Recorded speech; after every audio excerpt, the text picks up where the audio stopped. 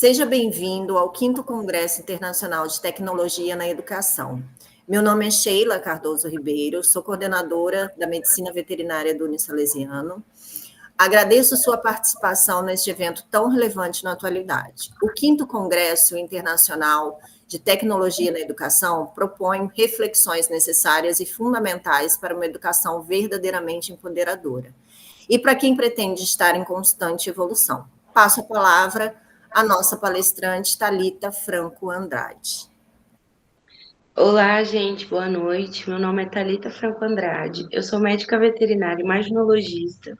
Eu trabalho há 5 anos já como ultrassonografista volante na região de Araçatuba e eu sou formada pela Universidade Estadual de Londrina. Eu fiz aperfeiçoamento em ultrassonografia ocular logo que eu me formei pela G9. E logo após entrei no aprimoramento em radiologia do Instituto Veterinário de Imagem. Depois desses 2 cursos, eu vim para Araçatuba fazer a minha residência em 2018, concluí em 2020. Comecei a trabalhar na região e hoje em dia eu sou pós-graduanda na turma da pós-graduação de diagnóstico por imagem da UNOeste, em São Paulo, Presidente Prudente, São Paulo. Por que ultrassom ocular, né? O ultrassom ocular me acompanha desde o meu 4º ano, que ele foi o tema do meu TCC, e desde então eu não parei de estudar ele. Ele é uma especialidade na ultrassonografia, ou seja, a gente precisa de cursos específicos, estudos específicos nessa especialidade para poder performar um bom exame. Não é algo que a gente aprende na nossa rotina, então, assim, ele exige um pouco mais de estudo. Ele é uma técnica não invasiva de baixo custo, sendo superior, por exemplo, que tomografia, que é um exame de imagem altamente tecnológico, porém super caro, e que também não é tão sensível igual ao ultrassom para avaliar o globo ocular.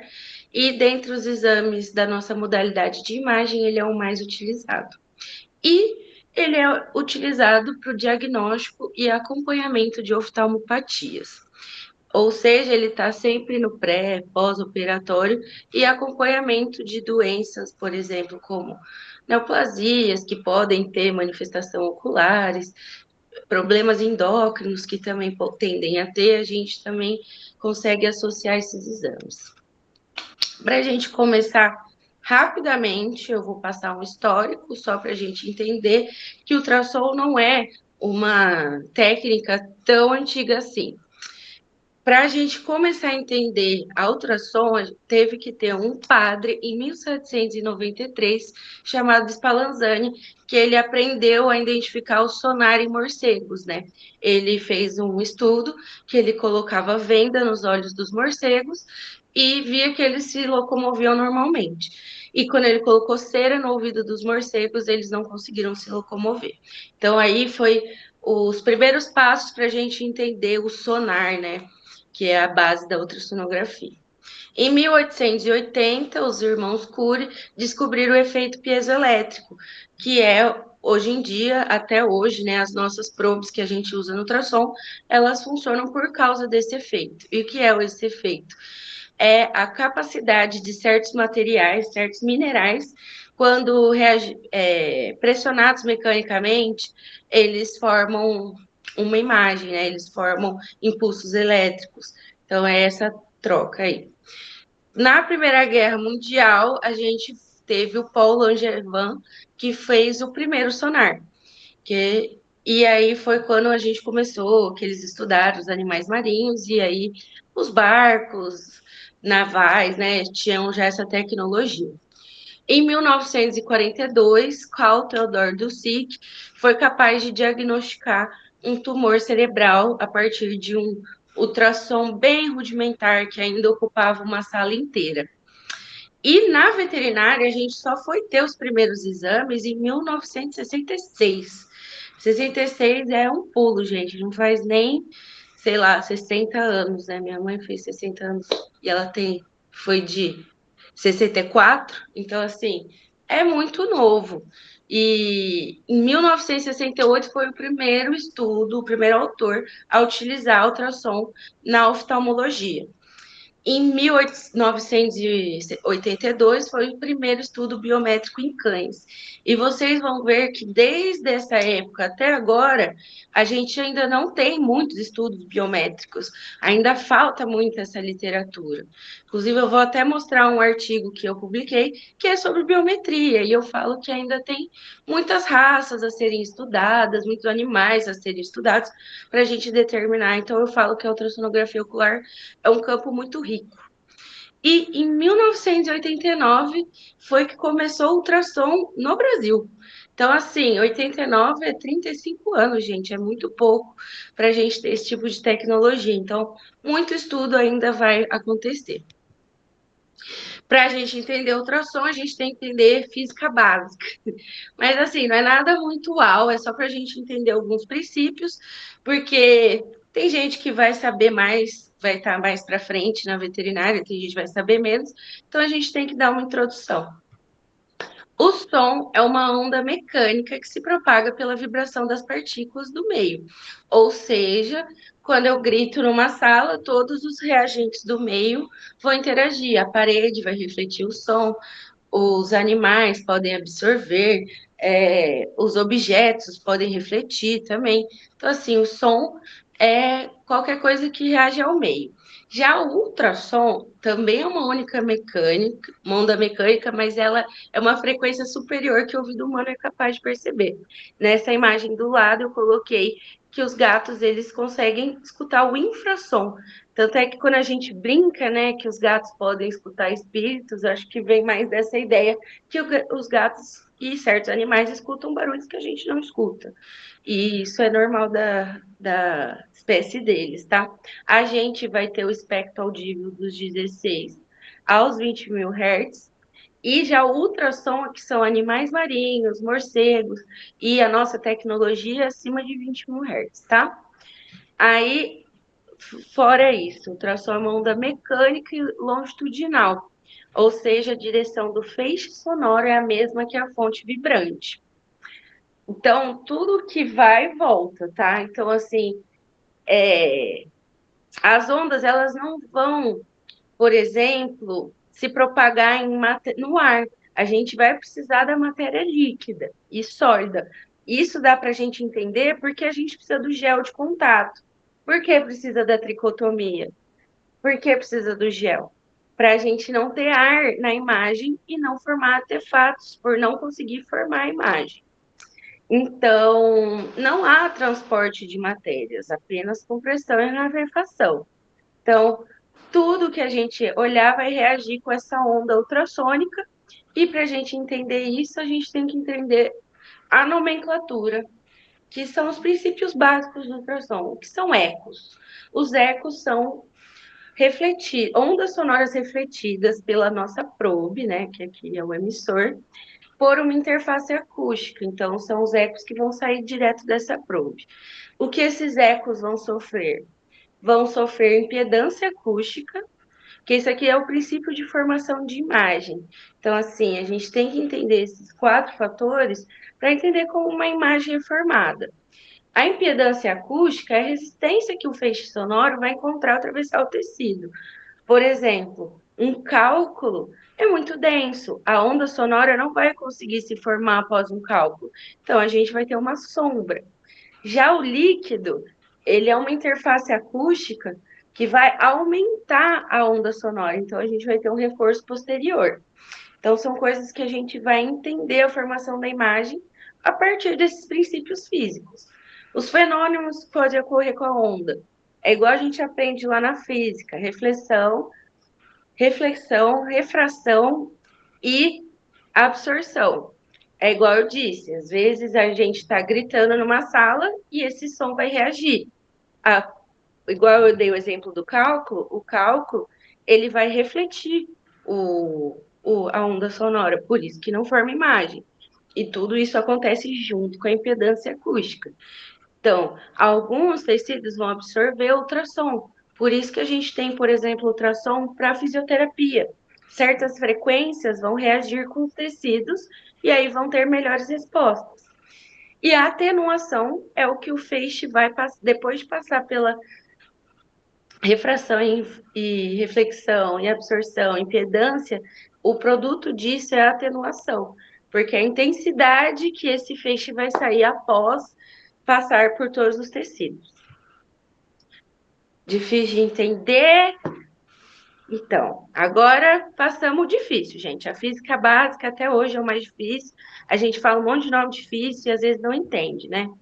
A nomenclatura do ultrassom para a gente conseguir conversar daqui para frente.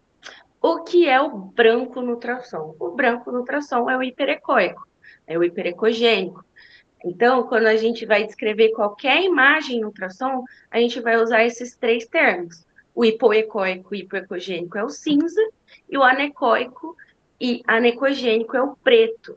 Uma curiosidade é que, no grego, esse aneco vem em ausência de sons. Então, é quando não forma uma imagem, é ausência de sons. Aí o hiper é quando esse som é altamente refletido.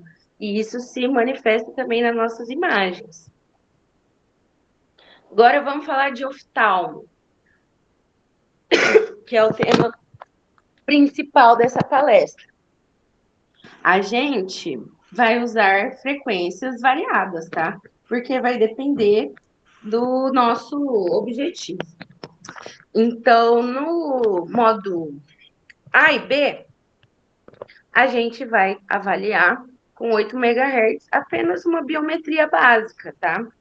8 MHz é qualquer ultrassom, a gente vai ter essa frequência, desde o mais básico. Então, se tem alguma emergência, a gente consegue realizar o mais básico. As frequências de 10 a 12 MHz também são achadas amplamente nas probes do nosso dia a dia. Eu, hoje em dia, trabalho com uma probe de 10 MHz, que me permite fazer quase tudo, assim. O que eu não consigo fazer? Eu não consigo avaliar com detalhamento a córnea e a lente posterior. Eu consigo avaliá-las externamente, mas sem grandes detalhes. Por exemplo, alterações mais microscópicas não são sensíveis para o nosso ultrassom convencional. Mas probes de 20 MHz a gente ainda consegue encontrar nos aparelhos convencionais. Eu usei muito tempo na Unesp a probe de 22 MHz. É uma ótima probe, é o que eu estou namorando daqui para frente para comprar, para eu poder avaliar com mais detalhes essas regiões. Já agora a gente vai falar da ultrabiomicroscopia, que são essas frequências muito altas que a gente vai encontrar em aparelhos próprios, que só fazem a ultrassonografia ocular. E o que a gente vai avaliar nelas? A córnea e a lente anterior com detalhamento. Porém, nessas frequências, a gente não consegue avaliar o globo na sua totalidade, porque a gente tem que lembrar do princípio básico do ultrassom, que é quanto maior a frequência, menor a profundidade. Por isso que o olho são usadas de 8 para cima. 8 para baixo, a gente já não consegue avaliar com clareza um olho, tá? E já 35 para cima, é só a ultrabiomicroscopia que consegue avaliar. É um outro tipo de aparelho, é um aparelho que muitos oftalmos costumam ter, mais em grandes capitais ou em lugares que não têm acesso a uma ultrassonografia ocular. Eu, particularmente, vi poucas vezes, só quando eu estava em São Paulo eu vi esse aparelho, mas é interessante também, tá? Certas alterações a gente vai ver com detalhamento nesse aparelho. E o de 100 MHz, é igual caviar, nunca nem vi, mas ele existe, tá, gente? Em algumas pesquisas que tem esse aparelho, é muito bonito as imagens, a gente vai avaliar apenas a córnea, então a gente vai avaliar só as camadas da córnea. Qual transdutor a gente vai usar?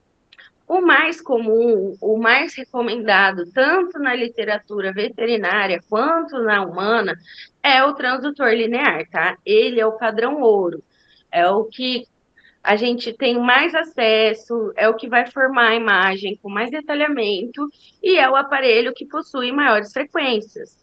Esse daqui, por exemplo, ele chega a 12 MHz, se eu não me engano. E, assim, é o que a gente mais vai encontrar.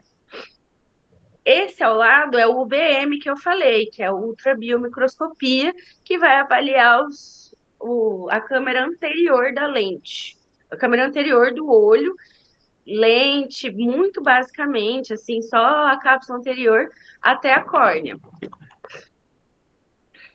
Quais são as indicações da ultrassonografia ocular, né? Isso é o que os clínicos mais me perguntam. Aí eu falo para vocês, qualquer opacificação dos meios líquidos do globo ocular. Por quê? A gente tem meios líquidos na câmera anterior, dentro da córnea, a gente tem dentro da lente e na câmera vítrea. Se houver qualquer opacificação desses segmentos, o clínico oftálmico ele não vai conseguir avaliar. Ele vai ficar na oftalmoscopia lá que eles fazem com a lente de aumento, eles não vão conseguir avaliar o olho na sua integridade. Então, qualquer opacificação já é indicado fazer ultrassom ocular. No pré e no pós-cirúrgico, isso deveria ser óbvio, né, gente? É uma cirurgia de R$ 8.000, pode chegar de 4 a 8 mil reais. Você não vai querer que o seu animal opere sem saber se esse olho pode passar por uma cirurgia. Às vezes ele tem uma catarata e tem um ponto de descolamento de retina. E ele não vai ser viável para a cirurgia, né? Ele não vai ser eleito para a cirurgia, porque ele não vai recuperar a visão. Então a gente precisa, eu já peguei casos que deu ruim na cirurgia depois, e foi fazer ultrassom só depois. E aí a gente viu que tinha descolamento e que não era um olho viável desde o início. Então, assim, é complicado, é muito importante. A gente já vai gastar um grande dinheiro com isso. Então, que já faça tudo, né, gente? Já faz tudo direitinho. E no pós-cirúrgico, às vezes o tutor não vai fazer o pós-cirúrgico adequado, às vezes o paciente é agitado, às vezes tem mil poréns, né? Pode acontecer muita coisa. E pode dar ruim, a gente pode até avaliar se está tudo bem, como um acompanhamento, sei lá, em 6 em 6 meses, um ano, é importante.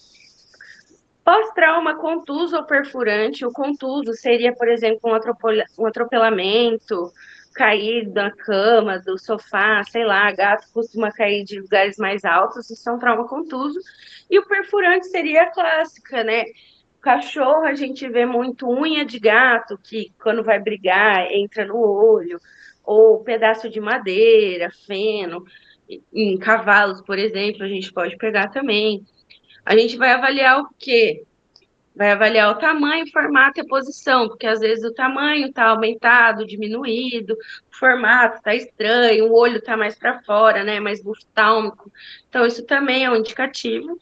Acompanhar as oftalmospatias, ou, por exemplo, catarata, glaucoma, uveites, neoplasia e descolamento de vidro e retina é muito importante.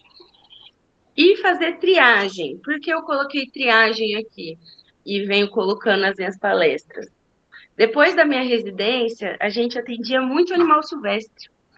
Então, a gente não tinha o histórico daqueles animais, a gente não sabia, né? Eu atendi muitas aves. E em alguns trabalhos de animais silvestres que eu encontrei, eles citam o ultrassom ocular como uma triagem para ver, por exemplo, tentar estimar a umidade, se tem uma esclerose ali, se tem muito membrana, se ele tem sinais de trauma, ajuda bastante. A gente teve essa ideia na residência, principalmente com as aves, e deu muito certo. Então, hoje em dia, eu coloco também como um exame de triagem. Aqui é uma ecografia em modo A e modo B, que é muito importante a gente saber. Esse é um olho de uma ave, tá, gente? Então, se vocês estiverem estranhando, é um olho mais diferente. Só que como o modo B, hoje em dia, é mais usado para pesquisa, né? E mesmo assim ele anda caindo um pouquinho em desuso, a gente não acha tantos trabalhos com ele. Então, eu quis trazer essa imagem que eu acho belíssima. O que é o modo A? O modo A é essa linha unidimensional que a gente vê aqui embaixo da imagem, e a gente consegue ver ela em conjunto com o modo B, que é a imagem bidimensional que a gente está avaliando aqui. O modo A, a gente consegue perceber que ele reage às interfaces hiperecóicas, altamente reflexivas. Aqui é a córnea, a cápsula anterior e posterior da lente, e aqui o complexo retina coroide esclera, que é altamente reflexivo. Então, eles usam bastante em trabalhos biométricos esses dados, tá? E essa imagem é belíssima, é uma das minhas favoritas. E a gente tem uma curiosidade aqui, que, por exemplo, aquele exame lá que eu citei no histórico, que era o diagnóstico de ovelhas, era só no modo A, tá, gente? Não existia modo B naquela época, era no modo A, só com umas linhas unidimensionais que ele diagnosticou a prenhez em ovelhas. Eu acho isso incrível. E o modo M é o famoso Doppler, né? O modo movimento, algumas pessoas chamam. Eu uso muito para avaliar o nervo óptico. Eu gosto muito dessa avaliação do nervo. O nervo óptico traz informações incríveis para o olho. Outro dia eu li um artigo sobre na medicina humana que eles estão usando para ver pré-eclâmpsia em grávidas. Então, assim, eu acho que ainda tem muito que estudar o nervo óptico na veterinária. Eu tenho algumas ideias o que dá para estudar para ele. Eu pego muita neurite e papilite por causa de leishmaniose, né? É muito comum em doenças infecciosas no geral, causar um aumento desse fluxo e aumento da pressão arterial, entre outras, tá? E ele é ótimo, porque daí com o Doppler a gente consegue avaliar o fluxo por inteiro. Qual que é a minha ou porque eu não teria um UBM, eu investiria em probes de maiores frequências, no meu caso, que sou ultrassonografista, né? Porque no UBM não tem Doppler. Então, por exemplo, às vezes as neoplasias oculares são altamente vascularizadas. E um Doppler faz toda a diferença para a gente entender se aquilo é uma neoplasia ou não. Então, assim, ele vai trazer muito mais informação para a gente. Então, eu acho que o Doppler faz toda a diferença. O aparelho tem que ter um Doppler para a gente fazer um bom ultrassom ocular. Quais são as técnicas de exame? Preparar o ambiente. Isso aqui eu confesso que era mais fácil num hospital, em clínicas que não tem um banho tosa, que o barulho fica lá atrapalhando. Mas eu já fiz em tantos lugares, já fui na casa das pessoas fazer ultrassom ocular. Então, assim, a gente tem que deixar o mais tranquilo possível o ambiente, não só para ocular, né? Para qualquer exame. Então, assim, diminuir as luzes, um ambiente tranquilo.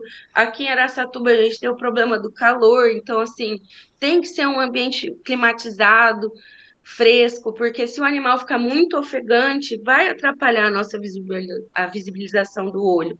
Porque o movimento, né, vai atrapalhar a imagem ficar bonita. Então, sempre pensar nisso também. O posicionamento do paciente é do jeito que ele quiser, tá, gente? Aqui eu coloquei eles em todas as posições, já fiz em pé, sentado, deitado, no colo do tutor, segurado na parede, já fiz de tantas maneiras, é o jeito que o paciente deixar. E ele tem que olhar para frente, é a única coisa. Então, qualquer posição que ele estiver, pelo menos para os cortes axiais, ele precisa estar olhando para a gente. Então, assim, chamar funciona, colocar o tutor atrás de você funciona, muitas coisas. É só ele estar numa posição que ele esteja confortável. Não é igual o abdominal ou o cervical, que exijam posições específicas. Esse é mais tranquilo. A gente tem que sempre usar um colírio anestésico, tá, gente? Não existe fazer sem colírio anestésico. E assim, tá difícil achar colírio anestésico. Acho que os hospitais sabem aí também que tá muito chato achar o colírio anestésico. Então, a minha sorte é que a minha grande mãe é oftalmo, então ela tá sempre me lembrando de comprar, porque quando eu vejo que está acabando, vai aí um mês até eu conseguir comprar. Entre achar o fornecedor, achar o colírio certo, por exemplo, o Anestalcon é um colírio para clínicas e hospitais, mas para gente, eu que faço volante, tem que ser colírios que não precisem ser refrigerados. Eu uso de proximetacaína, pode usar o de tetracaína também, e o gel de contato. Aqui é o de tetra, tá? Pode ser o Anestalcon, pode ser o de proxy. E o gel. Eu tendo a deixar um gel só para ocular, tá? Eu tenho duas bisnaguinhas de gel, eu tenho um que é para ocular e um que é para o abdominal. Ah, é só para. Mesmo que a gente esteja sempre limpando, eu acho que o olho é sensível e vale esse cuidado. Aqui eu coloquei muito gel entre a sua probe e o olho, porque faz diferença, tá, gente? Principalmente quando a gente vai fazer estudos biométricos, a probe não pode estar amassando aquele olho. Qualquer micromovimento de contato entre o olho vai mudar essas medidas, tá? E vai deixar de ser um exame sensível. Eu quero morrer quando eu vejo aqueles olhos amassados. Eu falo, ai meu Deus, coitado desse cachorro, vai ter úlcera. Quais são as técnicas de exame? É o que eu estava comentando aqui. O contato direto é a transcorneana e transpalpebral. Eu uso a transcorneana para fazer os axiais, porque eu acho que a medida fica mais fidedigna, e a transpalpebral para fazer os cortes de triagem, porque eles já não vão ser medidos, né? Então ele não tem tanto problema, a gente não vai perder milímetros ali. E o contato indireto é uma técnica que, sinceramente, eu nem sei se usam mais. Usavam antigamente, quando as probes não tinham frequências muito altas, né? Quando a gente só tinha aí probes de 7,5, colocavam uma luva cheia de água assim no olho do animal e aí faziam por cima. Por quê? Para a frequência chegar até o olho. Que é igual eu falei, quanto maior a frequência, menor o poder de penetração. Mas se é uma probe de frequências baixas, 7,5 para baixo, ela vai ser muito profunda. Então, por isso que criavam essa distância entre o olho e a probe. Hoje em dia, a gente não usa mais isso, tá? É muito difícil. Hoje em dia, os aparelhos estão muito mais modernos, né? Então a gente não precisa disso. Quais são os cortes que a gente usa para fazer ultrassom ocular? O ultrassom ocular é um dos meus exames favoritos justamente por causa disso também, tá, gente? Ele ter esses cortes de triagem que já dão uma noção do passo a passo como fazer, ajuda demais. Então, assim, se alguém faz ultrassom ocular adequado, né, nas normas e com todos os cortes, eu consigo avaliar ele lá de Manaus, entendeu? A pessoa vai me mandar esse, ai, Thalita, fiz esse ultrassom aqui em Manaus. Eu vou ver se a pessoa fez os cortes e eu vou saber o que ela está avaliando. Então, assim, ele é muito importante. Eu acho que esse slide é um dos mais importantes, é entender como o exame é feito. Os obrigatórios, na minha opinião, é o axial e o transversal. O longitudinal, eu até coloquei um asterisco, porque ele acaba sendo feito em vídeo, em leque. Eu usava mais ele quando eu estava pesquisando os pássaros, né? E aí a gente tinha que localizar o pecten, que é uma estrutura no vítreo, então a gente usava mais. Mas assim, no dia a dia, eu uso ele em forma de vídeo. Eu gosto mais da avaliação dinâmica dos longitudinais. O corte axial. A sonda é posicionada no centro da córnea. A gente tem que estar com a posição primária do olhar. O que, que é isso? É olhando para frente, tá? O feixe sonoro, né? Aquela imagem que vai sair do centro da lente até o nervo óptico. A lente vai atenuar um pouquinho, então o polo posterior pode perder um pouquinho de resolução, mas isso nos aparelhos modernos é tranquilo, a gente só muda o foco e muda a frequência, que a gente já consegue ajustar. Essa é a minha modelo suprema, a Khloe Kardashian, que ela foi do meu primeiro estudo, inclusive, ela que me incentivou a fazer o estudo de olhos, porque era um olho muito bom de fazer ultrassom, gente. Os braquicefálicos têm esse olhinho para fora e ele é perfeito. Então, assim, eu coloquei aí a imagem do transdutor, como ele vai ser posicionado, lembrando que a marcação do medial do transdutor sempre em direção ao nariz ou ao crânio, e são essas imagens que são formadas, tá? Aqui é uma biometria ocular.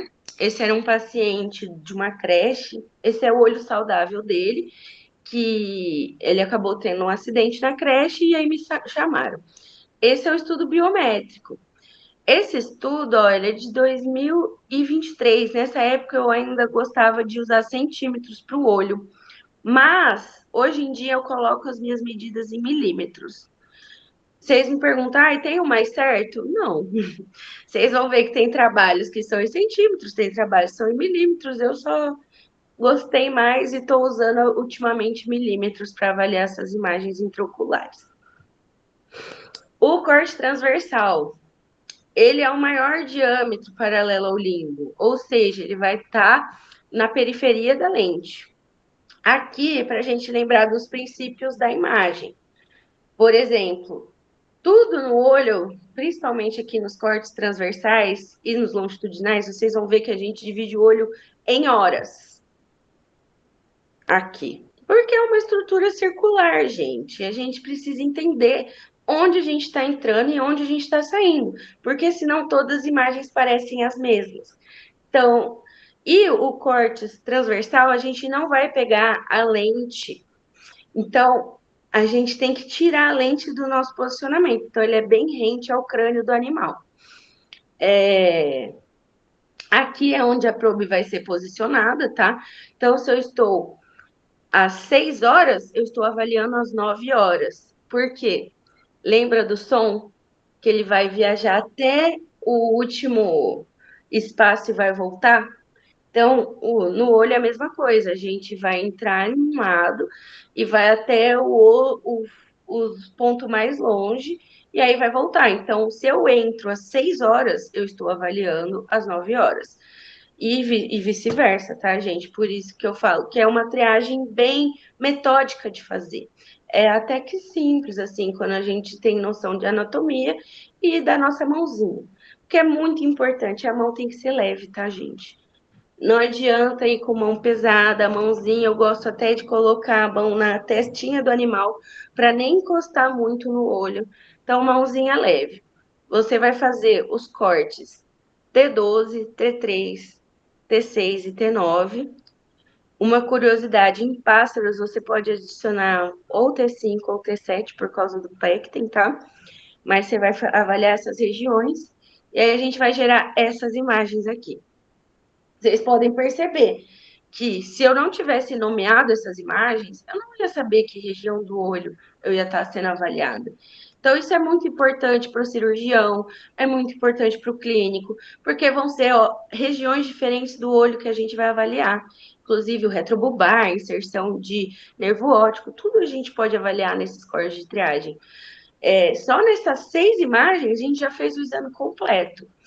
Se eu vejo igual esse animal que não tinha nenhuma alteração, o exame acabou. Eu só vou avaliar o nervo óptico separadamente, fazer uma imagem dele com o Doppler e fazer as medidas dele, e acabou o meu exame. Por isso que eu falo, se o animal é cooperativo, é um exame até que rápido.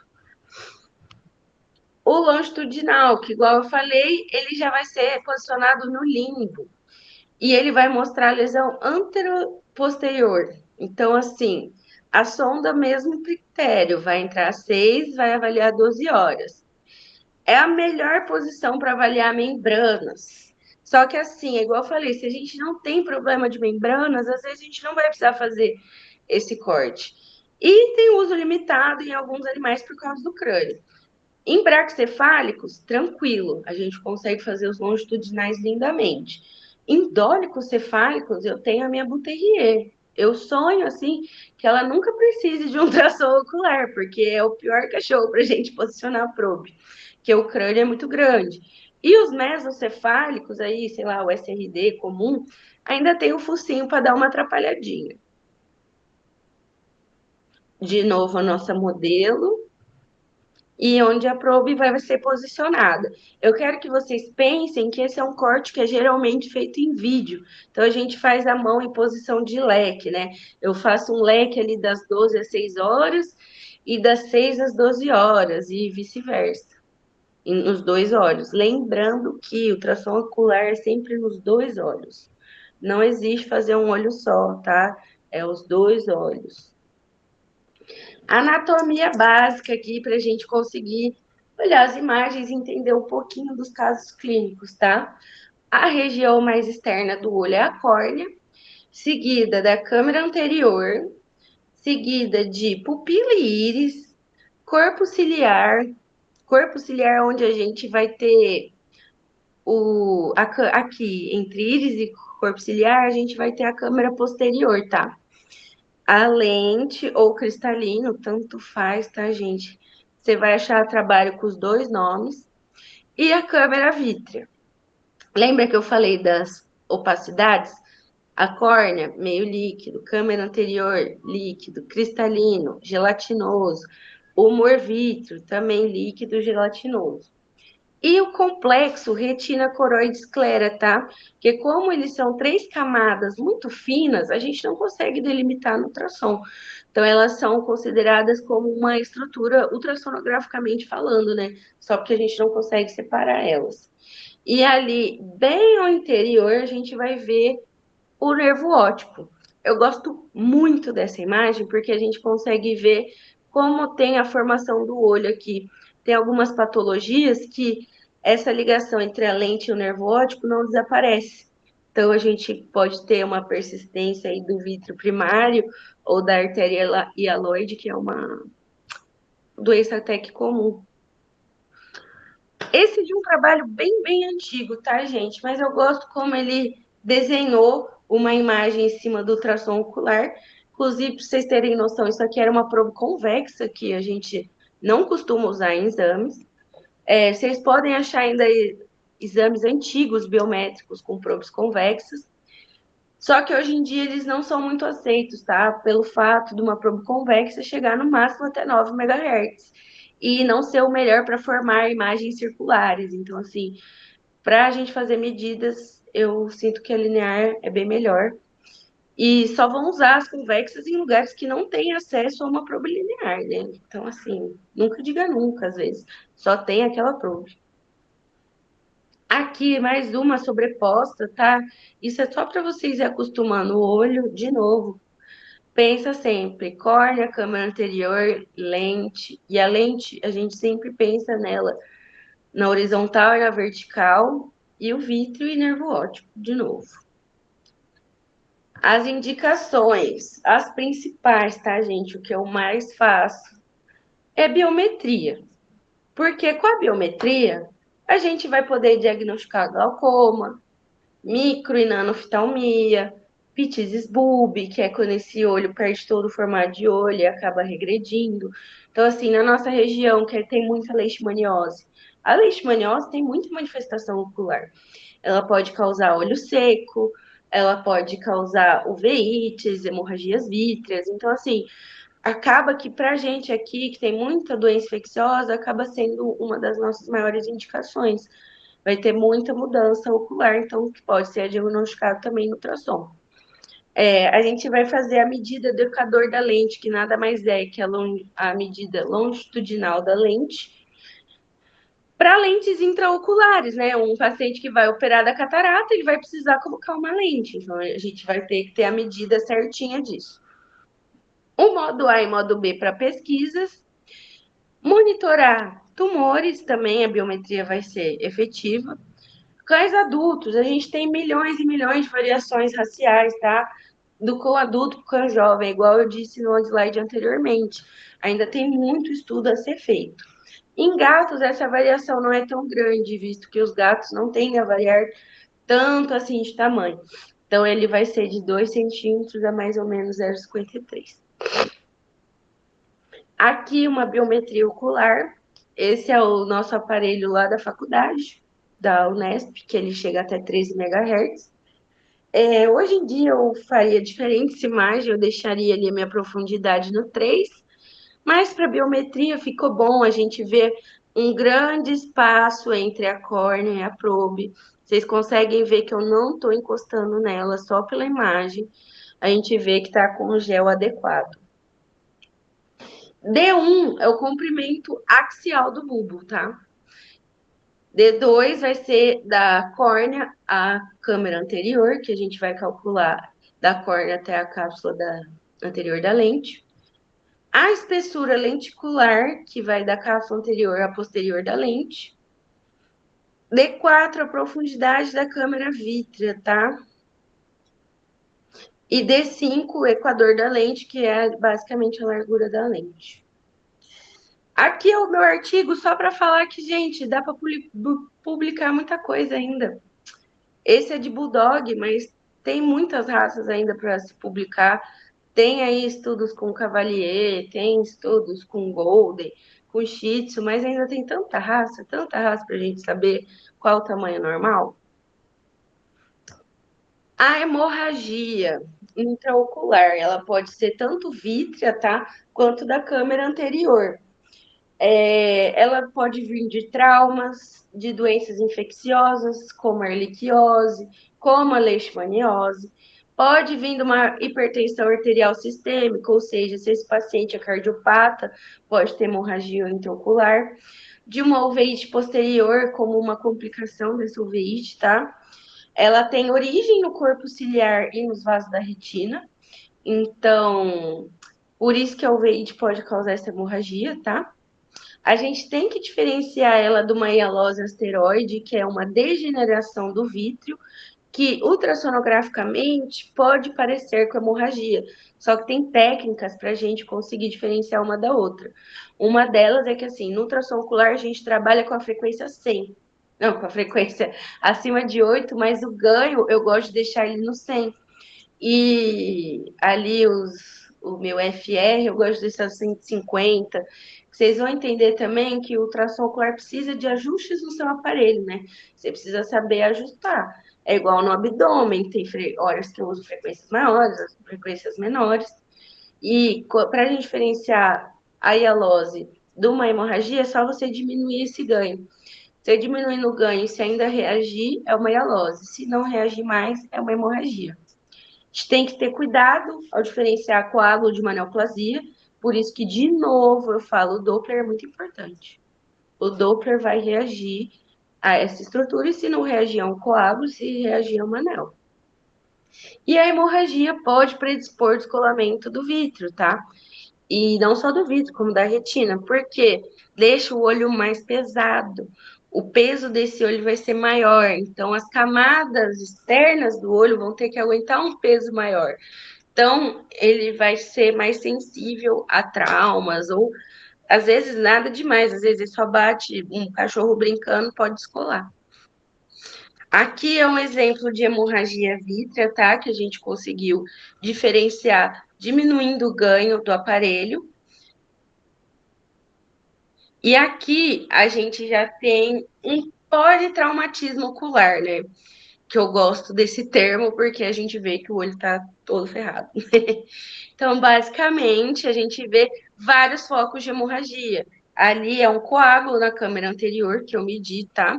A gente jogou um Doppler posteriormente aqui e não reagia, e o olho estava de aspecto avermelhado também. A gente vê uma intensa hemorragia aqui em câmera posterior, tá? A gente vê que tá até a íris e o corpo ciliar bem afastados, essa região aqui. E a gente vê também o vítreo totalmente acometido, formando coágulos e um descolamento de retina e vítreo aqui também, tá? Então, por isso que eu gosto de chamar eles de politraumatismo, porque a gente tem várias afecções acontecendo juntas. Aqui outro exemplo de hemorragia vítrea, e nesse caso está até subluxando a lente para a câmera anterior, porque a gente consegue ver os ligamentos que estão ainda no o olho, a lente ainda está suspensa, a gente vê, além disso, uma catarata aqui no meio, que sempre vem também, né, o bicho, coitado. Então, subluxação, catarata e hemorragia vítrea aqui. E provavelmente é essa hemorragia vítrea que está empurrando essa lente para a câmera anterior. O vítreo. O vítreo, a gente pode ter degenerações no vítreo. Sabe quando você olha para a luz e você vê mosquinhas? Você olha muito tempo para a luz, depois olha para o mais escuro. Você vai ter pintinhas no seu olho. Você vai ver essas moscas volantes, minhocas no céu, e tem vários nomes, tá? Elas são membranas vítreas, tá? Elas podem ser móveis ou não.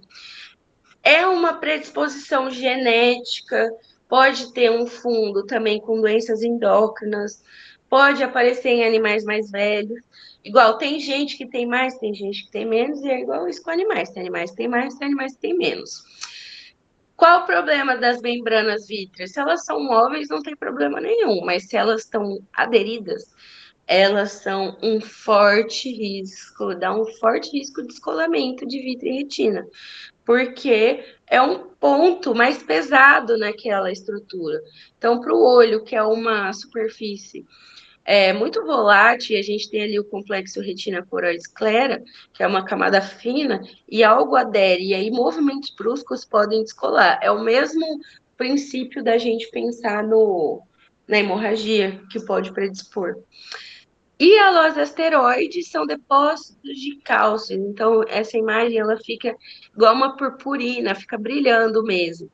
E por que a gente pode confundir com hemorragia vítrea? Porque pode formar coágulos na hemorragia e fazer imagens parecidas com isso. Então, você usa aquela técnica do ganho, de diminuir ele, que aí a gente consegue diferenciar. Esse, no caso, é um paciente que tem muita degeneração vítrea, né? Tem muita. E ele chegava a ser a hialose asteroide. Aqui nessa imagem não ficou tão bonita. A hialose, que ela é mais brilhante. É como se fosse uma purpurina mesmo, gente. Dá para ver bem. O mais comum, tá? O mais da nossa rotina e que é o mais que é a grande clínica também, é a catarata, tá? Ela pode ser uma opacidade pontual ou difusa ou cortical, tá? É que a gente não vai entrar tanto na catarata aqui. A gente vai falar mais por cima, mas cataratas por si só já rende uma palestra só delas, tá? Que elas podem aparecer de mil formas. Ela pode ser só nuclear, ela pode ser só cortical, ela pode ser pontual, difusa. Ela pode ser incipiente, matura, matura. A hipermatura é o que a gente mais vê em pacientes endócrinos. A origem também, gente, ó, variada. Congênita, hereditária, senil, secundária, diabetes, traumas, pós-episódio de intoxicação e uma coisa que eu aprendi com aves, pós-choques elétricos. E aves têm bastante ocorrência de choque elétrico e elas podem ter catarata por causa disso. Cachorro que come fio, que pode sofrer um trauma elétrico, também pode ter catarata, tá, gente? Então, sempre avaliar esse olho com cuidado.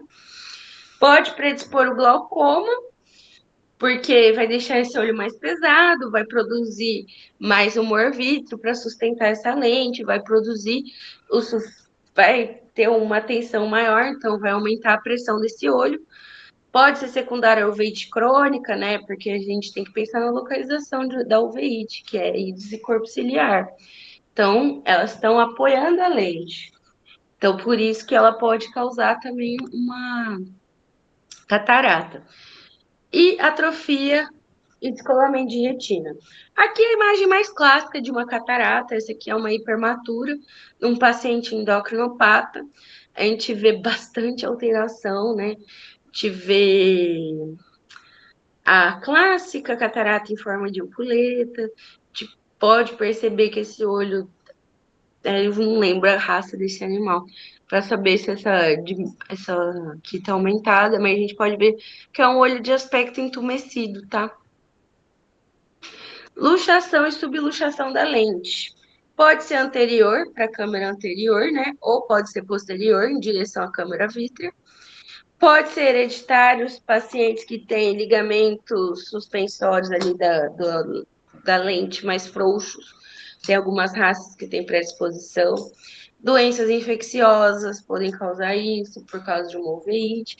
E catarata, porque a gente tem que pensar que são depósitos de cálcio ali e de minerais naquela lente que vai deixar muito pesado. Então, isso vai influenciar nos ligamentos e aí isso vai predispor também. Aqui algumas imagens clássicas, tá? Aqui a gente vê na primeira imagem que eu tô com o cursor uma luxação posterior da lente. E é uma luxação, tá? Não é uma sub, porque perdeu total o contato com os ligamentos. A segunda imagem é uma subluxação, tá? A gente ainda vê aqui um contato lateral. Essa terceira imagem é uma total. E aqui, se eu não me engano, aqui também é uma subluxação, tá? Aqui a gente ainda tem o contato. Essas todas são posteriores, tá? Eu trouxe a outra imagem aqui para a gente ver uma subluxação anterior, que é quando ela vai em direção à câmera anterior. A uveíte, tá? É a nossa maior clínica, principalmente na nossa região, igual eu disse, leishmaniose pode causar uveíte. Então, eu vejo muito, muito, muito, muito na minha rotina. Hemoparasitoses podem causar uveíte, tá? Neoplasia, trauma, ferimento, doenças imunomediadas, lúpus, por exemplo, pode ter uveíte. Aqueles pacientes são atópicos, podem ter uveíte também. Então, assim, são origens variadas. É por isso que é a nossa maior clínica. E o que é? É a inflamação da úvea, que é íris, corpo ciliar e coroide. Às vezes a gente vai pegar só a íris infestada, e aí pode ser uma irite. Aí, se a gente pega só o corpo ciliar, é uma cilite. Só a coroide, coroidite, mas geralmente elas vêm todas juntas, então a gente chama de uveíte. O descolamento da retina, que também é a nossa grande clínica, também multifatorial, tá, gente? Por isso que eu falo. O olho não é à toa que ele tem aquele ditado que é o espelho da alma, porque qualquer manifestação sistêmica pode dar manifestações oculares. Então, traumas, inflamações, tumores, a hipertensão arterial sistêmica, de novo, pós-cirurgia ocular, se não foi feito, bem feito esse pós-operatório. Pós-operatório de catarata, gente, é muito complicado. Não muito, né? Mas exige cuidado. Exige um animal que fique mais restrito de pular nas coisas, exige que seja pingado colírio de 1 em 1 hora. Muitas vezes as pessoas não têm essa disponibilidade ou acabam pulando os colírios e podem causar essas inflamações. E é a separação da retina neurosensorial do epitélio pigmentar, ou seja, a parte sensorial vai toda para o abraço, né? Então, se descolou a retina, já não tem a visão. Ela pode ser parcial, mas geralmente ela é mais total. Em humanos, eu vejo que tem mais a parcial, inclusive a minha mãe mesmo já teve e conseguiu recuperar. Então, em animais eu não costumo pegar muito, porque como eu acho que a nossa causa é mais sistêmica, assim, eu pego as totais. Ele pode ser regmatogênico ou não. O que é isso? Ele vai ter roturas, não vai ter uma inserção, vai ter um aspecto de rasgado. Para mim, ele é basicamente se é parcial ou não, ou se perdeu o total ou não. O aspecto mais comum é em asa de gaivota, tá? E essa é a imagem clássica de um descolamento de retina. A asa de gaivota é esse V, né? Que a gente vê na imagem, a gente vê os pontos de tensão e a gente vê que ela ainda tem inserção. Então, ele é não regmatogênico, que ele ainda tem inserção. Aqui a gente já vê que é regmatogênico, que descolou totalmente, não tem um ponto de inserção, então não tem visão esse olho. Então, mesmo se esse paciente tiver uma catarata, ele não vai operar, porque ele não vai recuperar a visão, porque ele já perdeu a função neurosensorial. Então, é muito importante avaliar isso antes de cirurgias oftálmicas, tá? Esse é um caso meu também. A gente está vendo aqui um clássico regmatogênico, que é quando tem esse. Quando ele rasga a inserção.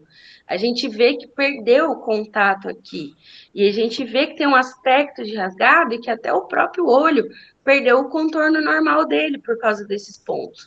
Então, isso pode alterar o formato, pode alterar muitas coisas. Então, às vezes, se esse paciente tem um descolamento de retina, a gente pode até pensar em nucleação, porque às vezes essa retina descolada vai doer, vai inflamar, ter uveites recorrentes. Então, assim, às vezes é melhor nuclear um olho desse, porque ele já perdeu totalmente a sua função visual. Ele vai só ser um ponto de infecção. Então, eu tento conversar bastante com os tutores quando eu vejo descolamento de retina e explicar que, para a gente, às vezes, uma enucleação pareça muito absurdo, mas o animal vai ter muito mais qualidade de vida. Esse caso é de quando eu estava na Provete, no meu curricular, gente. Faz muitos anos. Foi em 2016, eu estava na Provete em São Paulo. Inclusive, foi lá que eu me apaixonei mais ainda pelo colar, porque eu pude acompanhar a doutora Karine Liese, e ela é tudo. Assim, ela tem uma didática incrível, ela fez eu me apaixonar realmente. E aqui a gente está vendo uma apresentação não tão comum, e vocês verem como é importante a nomeação das imagens, ó. T12, T6, eu consigo ver a inserção disso, consigo ver de onde até ele vai, então, assim, é muito importante ter as nomeações corretas. E aqui a gente não está vendo o clássico asa de gaivota, que a gente vê elas mais paralelas, mas é por causa da imagem, tá? A gente está vendo elas no T6, T12. Talvez das outras teriam diferente, mas só para vocês verem como é uma camada grossa e como descolou bem feio. E a gente vê também que ele tinha uma catarata aqui e uma uveíte. O nervo óptico. A gente vai avaliar a papila óptica e o nervo óptico retrobulbar. A papila óptica é na inserção ali, no finalzinho da câmera vítrea. O mais comum de alterações nessas duas estruturas é a escavação, que ela pode ser glaucomatosa ou por coloboma, ou uma elevação, que pode ser de um edema ou de um tumor. Aqui é um exemplo de escavação, ó. Eu acho essa imagem belíssima, é da minha residência, eu uso ela até hoje, porque ela é muito bonita. A gente vê, ó, o redondinho do olho e do nada de uma baixada.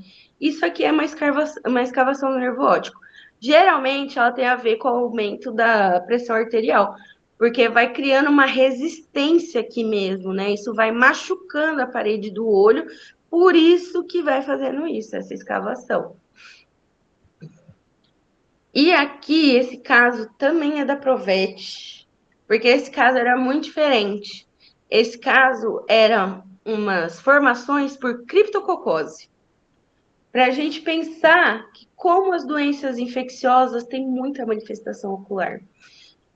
Uma criptococose pode causar aí um granuloma não vascularizado na câmara vítrea. Isso pode prejudicar a visão do animal, ele pode perder parte dessa visão. Então, assim, é muito importante avaliar um todo, né? E esse mesmo animal tinha também escavação no nervo óptico, porque ele, né, quis ser diferente, ele quis ter as duas alterações mais comuns de nervo óptico juntas. As neoformações, a gente está aqui caminhando para o fim, tá? É a última afecção que a gente vai avaliar. Neoformações, gente, foi o motivo que eu descobri o ultrassom ocular. Eu estava no quarto ano, a Janes pegou um paciente com linfoma e falou: vamos ver se tem alterações oculares. E tinha, e eu achei aquilo fantástico. E foi a minha paixão começou por olho nesse momento.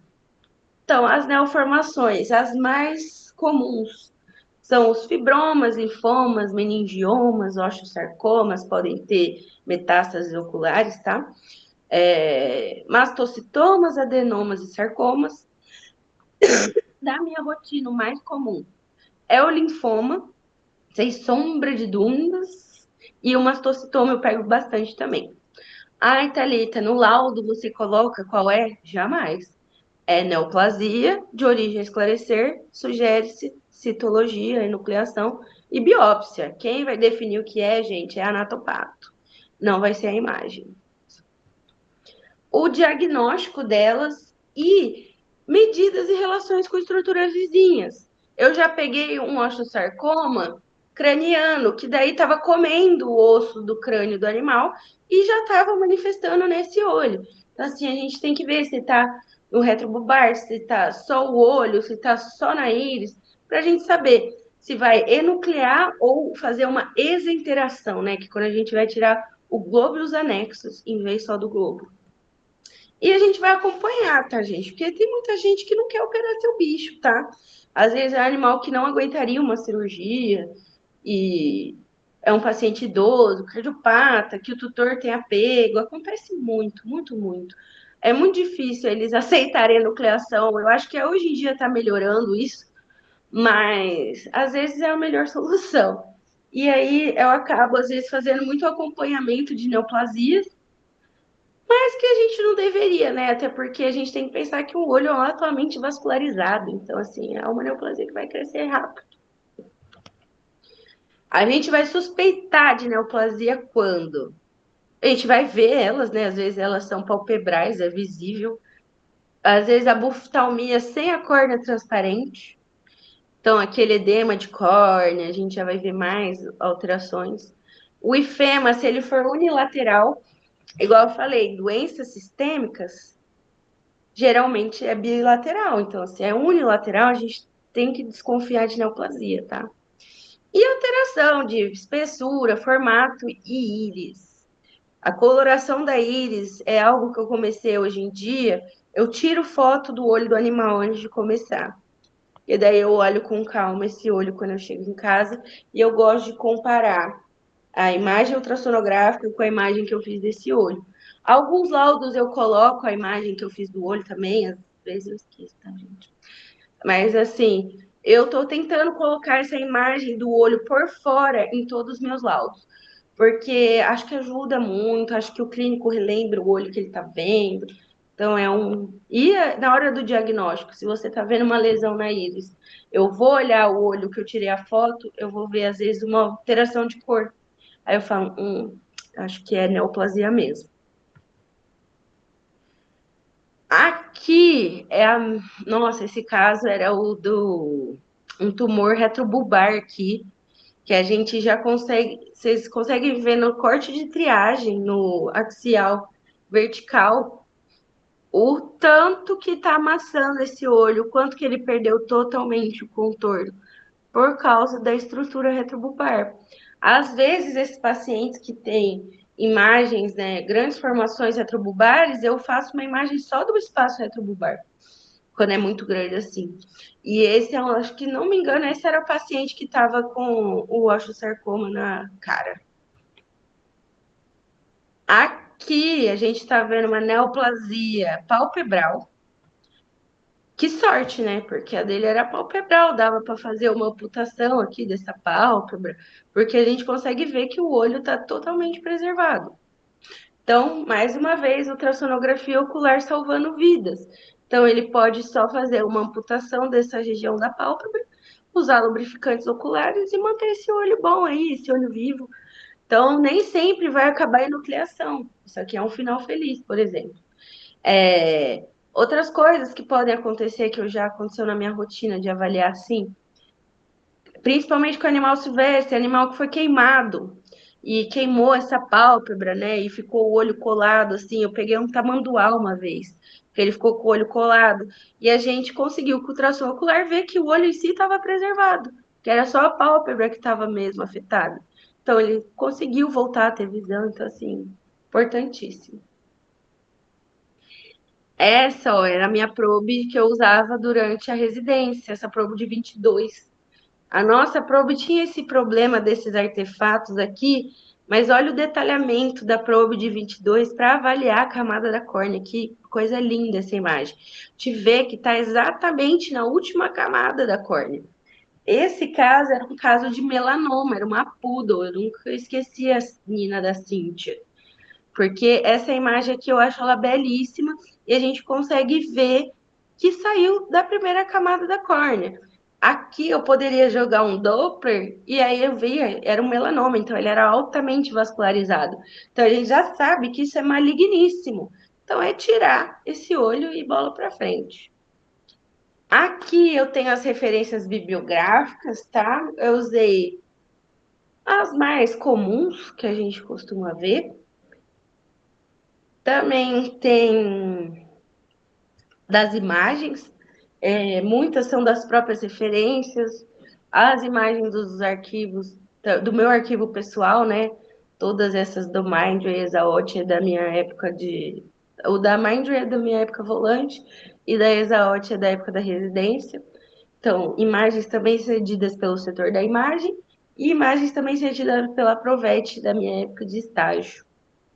Dúvidas, podem entrar em contato comigo no meu Instagram, que é @mvthalitafandrade. Eu não sou muito de postar, mas eu respondo as minhas DMs.